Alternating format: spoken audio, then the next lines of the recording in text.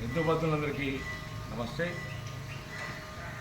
మన తండ్రులు, మన తాతలు, మన ముత్తాతలు పనికి పోయి వచ్చిన తర్వాత సాయంత్రం పూట ఫ్రెష్గా స్నానం చేసుకొని పట్టు వస్త్రాలు కట్టుకొని ఇంట్లో ఉన్న కంజరం కానీ డోలకు కానీ చిరుతలు కానీ తీసుకొని గుడికెళ్ళి భజనలు చేసేవాళ్ళు. గంట 2 గంటలు భజనలు చేసేవాళ్ళు. కానీ మనము ఈరోజు పని నుంచి డ్యూటీ నుంచి రాగానే ఫస్ట్ ఏ వైన్ షాప్ కాడికి పోవాలి, ఏ బార్ షాప్ కాడికి పోవాలి, ఏ పబ్కు పోవాలి, 10 మంది దోస్తుతో కలిసి ఎక్కడ సిట్టింగ్ చేయాలి. ఇదే మన ఆలోచనలు.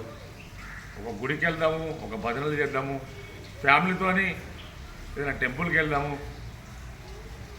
ఈ కాలంలో ఎవరు ఆ పనులు చేయట్లేదు.